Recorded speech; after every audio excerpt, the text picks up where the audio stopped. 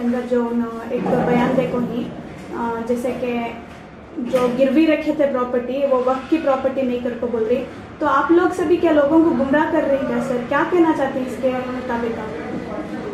अस्सलाम वालेकुम जी, मैं भी सालार पेपर में देखा,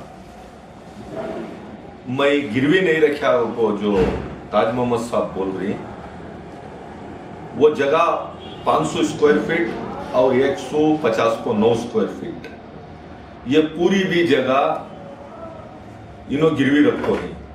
इसके अंदर आरटीआई में जब हमें डाले तब 300 और 200 उनकी जगह है, 300 अंडेशा वाली की जगह है जी, वो जो कंपाउंड है बीच में जी। देखो यहाँ ये उनकी 200 यहाँ पर लिख के है, 200 और 150 को 9 की जगह उनकी है ट्रस्ट की, अंडेशा वाली मकान की 300 स्क्वायर में ये है।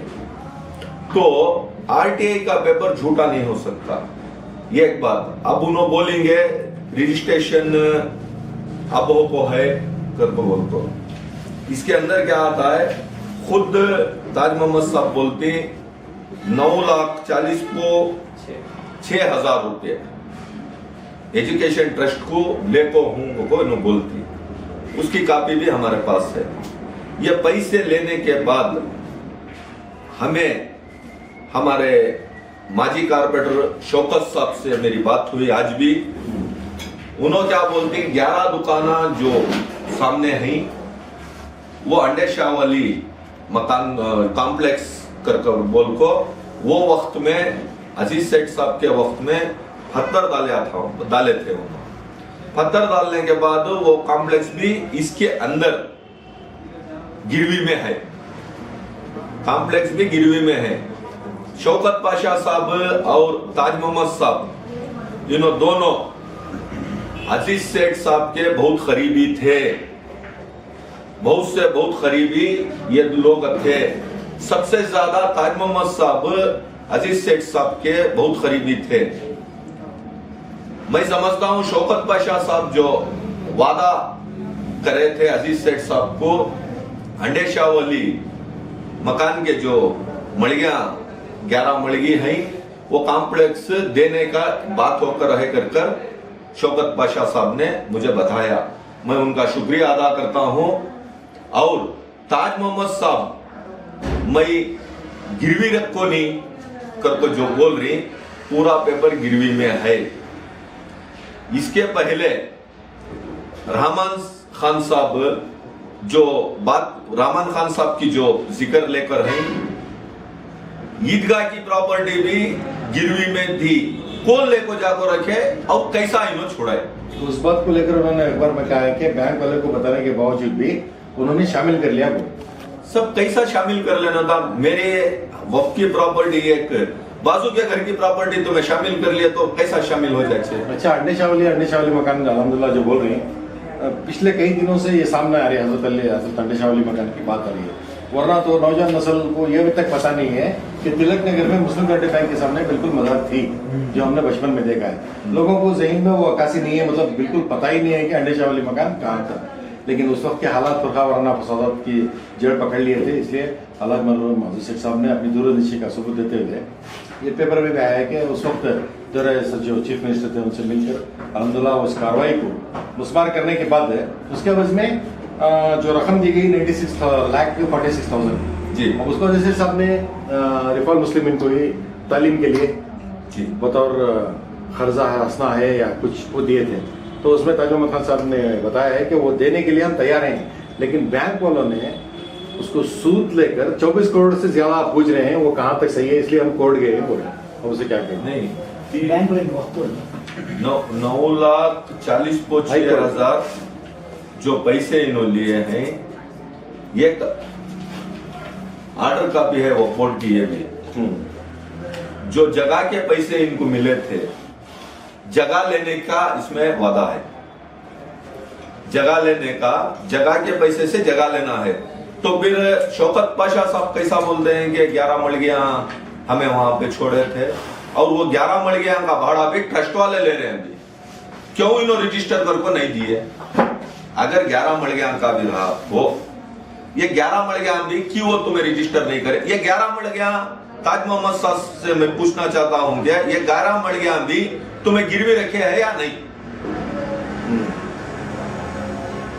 ये भी बैंक वालों ने ऐसा ही रख लिया क्या? पेपर्स किसके पास रहते हैं? ट्रस्ट के पेपर किसके पास रहते हैं? पेपर जब तुम्हें देने के बाद गिरवी होता है, ये सबको पता है। सब लोग लोन लिए हुए हैं, सब लोगों को पता है। हमारे पेपर जब तक आप बैंक वालों के पास नहीं जाते तब तक गिरवी ही नहीं होगा। तो फिर गिरवी कैसा बैंक वाले ने रख लिया? चोरी पेपर करके रखाएगा। इसके पीछे एक इन्वेस्टिगेशन करना चाहिए। इन्हों क्या बोल रहे हैं, उन्हों क्या बोल रहे हैं, लोगों को कौन गुमराह कर रहे हैं, यह बात उन्हें बताना चाहिए।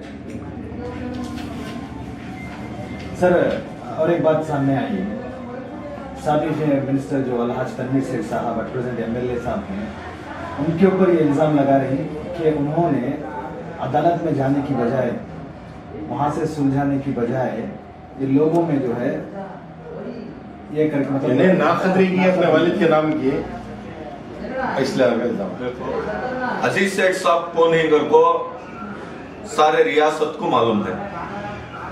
अजीज सेठ साहब क्या क्या काम गरीबों को सारे रियासत को मालूम है। तनवीर सेठ अजीज सेठ का खून है, तनवीर सेठ अजीज सेठ का खून है। नाफरमानी की बात ही नहीं आती जब ताज मोहम्मद साहब को लाने वाले अजीज सेठ साहब हैं। ताज मोहम्मद खान साहब को पूरा मैसूर जानता है कि ताज मोहम्मद खान को साहब को लाने का अजीज सेठ एक ही है। उनकी नाफरमानी ये कर रहे हैं। इन्हों दे देना था जो बात हुई थी जब बच्चे हमारे मुसलमानों के लड़कियां बाहर नहीं जाना, एक कॉलेज बनाने का उनका ख्वाब था। उन्होंने कॉलेज बनाए, हमें जो उन्होंने अच्छा काम कर रहे हैं। 17 इदारे हैं उनके, 17 इदारों में बच्चे पढ़ रहे हैं। अगर वो बच्चे पढ़ रहे हैं तो उसका बुनियादी काम अजीज सेठ ने किया था। अजीज सेठ की हिस्ट्री है ये। अजीज सेठ की नाफरमानी तनवीर सेठ नहीं, ताज मोहम्मद खान साहब कर रहे हैं। और एक बात सामने खुलकर आई है कि ताज मोहम्मद साहब ने पेपर में, सालार पेपर में पिटीशन नंबर 1130 बार 2017 ये पिटीशन डाले हैं बोलकर पेपर में उन्होंने बयानात दिए हुए हैं। ये कोर्ट में पिटीशन ही नहीं है, इसका भी जवाब चाहिए हमें। गुमराह कौन कर रहे हैं आवाम को, ये बताना चाहिए। एक ट्रस्टी जितने ट्रस्टियां ही, ट्रस्टिया में 30 तारीख को एक्शन होने वाला था। आज मैं बोलता हूं मैसूर के आम आवाम ने आपका एक्शन रोका है। आपको भी ट्रस्टों को फायदा हुआ है, आपके ट्रस्ट को फायदा हुआ है। आप समझना चाहिए ये भी हमारा बच्चों पढ़ने का इदारा है।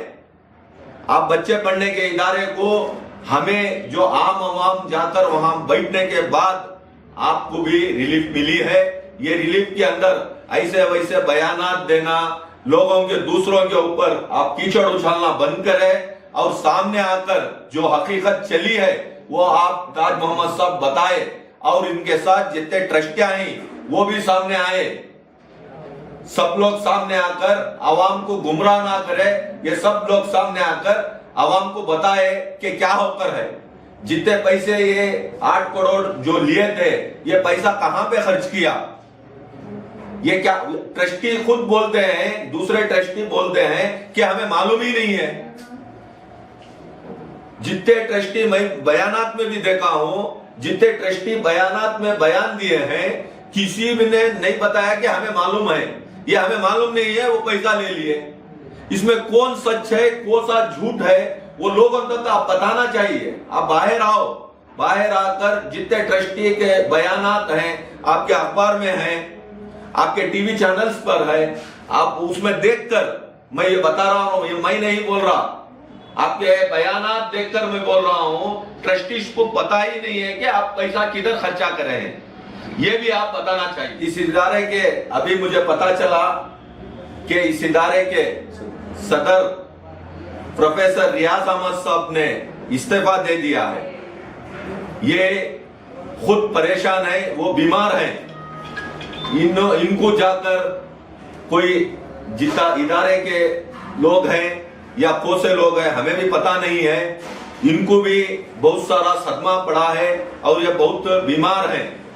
इन्होंने भी इससे राजीनामा, जो उनके प्रेसिडेंटशिप का राजीनामा है, ये भी रियाज अहमद साहब राजीनामा दे चुके हैं। इसके पहले भी आरिफ मेगरी साहब भी राजीनामा दे चुके हैं।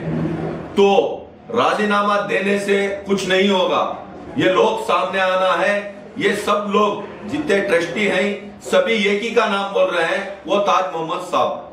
ताज मोहम्मद साहब का नाम ले रहे हैं। ताज मोहम्मद ने क्या किया है, उन्होंने क्या कर रहे हैं हमें पता नहीं है, कर बोल रहे हैं। ताज मोहम्मद साहब बाहर आकर ये जो बयानात दिए हैं, इस बयानात का हर सवाल का जवाब वो लोगों तक, आम आवाम तक पहुंचाना चाहिए। ये नहीं पहुंचाए तो जो अभी ट्रस्टीज जो बोल रहे हैं, तुम्हारे ट्रस्टीज बोलने के बाद हम बात कर रहे हैं, आपका बयानात आने के बाद बात कर रहे हैं। 30 तारीख होने के बाद बहुत सारे ट्रस्टी राजीनामा दे रहे हैं और ताज मोहम्मद साहब भी 30 तारीख के बाद बयानात दिए हैं। आम आदमी का शुक्रिया अदा करना चाहिए आपको। हर इदारे का जो इदारे के लोग आकर वहां पर अंडे शाह वाली जगह पर जो बैठे थे, उनका शुक्रिया अदा करना चाहिए। ताज मोहम्मद साहब को ऐसे इल्जामात नहीं डालना चाहिए। आज आम आदमी वहां बैठने से आपकी भी प्रॉपर्टी का हराज रुककर है, आपकी भी प्रॉपर्टी का हराज रुककर है। आप मैसूर के जितने भी लोग इसमें हिस्सा लिया है उनका शुक्रिया अदा करना है। आप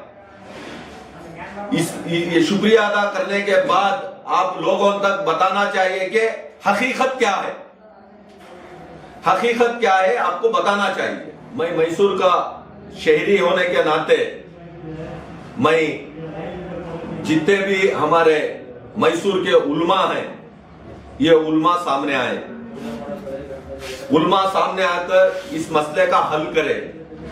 आम आदमी आज वक्त की प्रॉपर्टी रहने की वजह से आगे बढ़कर हिस्सा ले रहे हैं। वक्त के मामले में अल्लाह की अमानत है, अल्लाह की अमानत को अब बचाना है तो हमारे मैसूर के उल्मा जितने हैं ये इनको बुलाए और एक जगह बैठे, चाहे एमएलए हो, एमपी हो, कोई भी हो, सियासतदान हो, किसी भी पार्टी के हो, ये सब बैठकर मैसूर में जितना भी बदनामी हो रही है मैसूर की, कर्नाटक में तक बदनामी हो चुकी है, हिंदुस्तान में भी मैसूर की बदनामी हो रही है। वक्त के मामले में, वक्त के मामले में बदनामी हो रही है। यहां तक के वक्त ने ताज मोहम्मद साहब को जगह दी है, जगह देने के बाद भी वक्त के बारे में बोल रहे हैं कि वक्त बराबर नहीं है। अगर बराबर नहीं है तो आप वक्त की जगह में हैं। वक्त की जगह को आप बोल रहे हैं कहीं पेपर में केस डाला हुआ है। वक्त की प्रॉपर्टी को आप कैसा केस डालते हैं? आप कह रहे हैं सूद ले रहे हैं बोलकर आप बोल रहे हैं।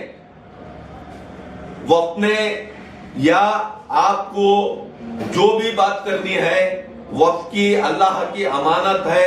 आप वक्त की अमानत को बचाने के लिए तमाम मैसूर के उल्मा एक होकर बैठकर, मैंने देखा था कि एचडीपीआई अब्दुल मजीद साहब का भी मैं बयान देखा था। वो भी कह रहे थे कि तनवीर सेठ को इसमें आना चाहिए, मैंने सुना है वो। और आम लोग भी कह रहे थे कि तनवीर सेठ को ये मामले में आना चाहिए। माशाअल्लाह तनवीर सेठ ने आए, प्रेस कॉन्फ्रेंस बेंगलुरु में की। इसके बाद में मैसूर की आवाम को मालूम हुआ कि ये वक्त की प्रॉपर्टी है। तो माशाअल्लाह ये जो 30 तारीख को एक्शन होने वाला था वो रुक चुका है। आज वो रुकने की वजह से हमें टाइम मिला है। मैसूर के उल्मा एक होकर इनको कहीं बुला, क्योंकि अल्लाह की अमानत बचाने के लिए उल्मा का पहला हक बनता है कि अल्लाह की अमानत बचाने के लिए वो सामने आए, जो भी हो, तनवीर सेठ हो या और इदारे के कोई भी पॉलिटिकल पार्टी के लीडर्स हो, सबको लेकर ये मसले का हल करना चाहिए। मैं फिर दोबारा सारे आवाम का शुक्रिया अदा करता हूं कि वक्फ की प्रॉपर्टी आज एक्शन होने से रोकने में बहुत बड़ा किरदार निभाया है। मैं इन सब लोगों को, मैसूर के जितने लोग काम किए हैं, उनका सब शुक्रिया अदा करता हूं और जल्द से जल्द ये वक्त में हमें ये काम करना है। मैं अपील करता हूं उल्मा से भी कि जल्द से जल्द कर इसका मसला हल करें। शुक्रिया।